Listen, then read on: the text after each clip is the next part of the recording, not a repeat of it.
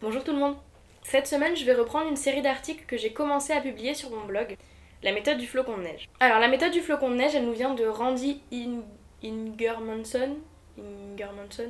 Ouais. Tout d'abord, pourquoi la méthode du flocon de neige ? Dans son article, Randy décortique la création d'un flocon de neige en plusieurs étapes. Comme il le décrit, au départ, ça ressemble pas du tout à un flocon de neige, c'est juste un triangle. Mais on voit qu'après plusieurs étapes, ça commence petit à petit à se rapprocher de la version du flocon de neige que l'on connaît. Et donc il explique que c'est comme ça qu'on construit un roman. On part d'un truc très global, un triangle, et on avance petit à petit vers un flocon de neige. Donc il y a 10 étapes en tout.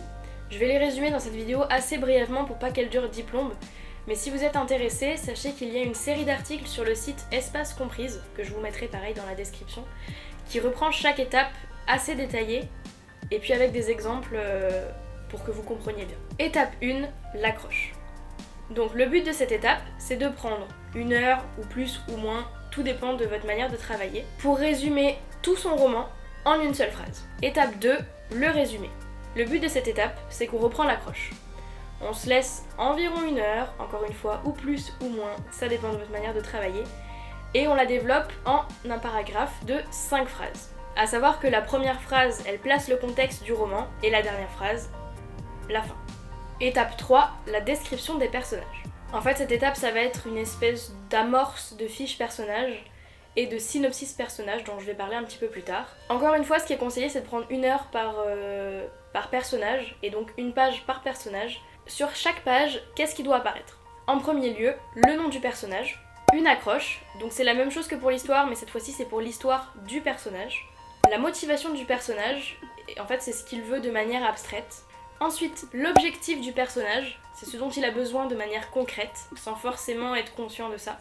Ensuite, le conflit, c'est ce qui va l'empêcher de réaliser ses objectifs. L'épiphanie, ce que le personnage va apprendre et comment il ou elle va changer. Une fois que vous avez rédigé tout ça, il suffit de regrouper le tout en un paragraphe, comme pour la deuxième étape. Et donc ce paragraphe va être un petit peu l'amorce de ce qu'on va appeler plus tard le synopsis personnage. Étape 4, le développement du résumé. Cette étape, elle ressemble un petit peu à la deuxième. Cette fois, on est censé se donner plusieurs heures, et on va développer chaque phrase du paragraphe de l'étape 2 en un paragraphe complet. À la fin, on a 5 paragraphes et on commence à avoir une vision plus globale de ce qui va se passer dans le roman. Étape 5, le développement des personnages. Pour cette étape, on reprend nos résumés de personnages, l'étape 3, et on va les étoffer en des synopsis personnages dont je vous parlais juste avant. Donc là, on prend 1 page pour les personnages principaux et une demi-page pour les autres. Disons qu'on reprend le synopsis de l'histoire générale, mais on l'adapte à l'histoire personnelle de chaque personnage. Je sais pas si c'est très clair. Et puis de cette manière, on va avoir une vision globale sur l'histoire de chacun de nos personnages, ce qui va être essentiel pour leur construction et leur profondeur. Et puis entre nous, ça donne plein d'idées ensuite à mettre dans le synopsis général. Étape 6, le développement du synopsis. À force, on commence un petit peu à comprendre le principe de la méthode flocon. Donc là, on va reprendre le résumé qu'on a rédigé à l'étape 4 et le synopsis de chacun de nos personnages. Et on va les mixer. Et donc l'idée c'est d'en faire un synopsis complet qui va faire 3-4 pages, un peu plus, un peu moins. En fait, l'idée c'est d'avoir un synopsis complet de votre histoire, que vous sachiez très précisément ce qui se passe du début à la fin. Étape 7, les fiches personnages. Bon là je vous fais pas un dessin, hein, il suffit juste de faire une fiche personnage. Et donc selon Randy, il faudrait 1 semaine par fiche personnage. Étape 8, le plan.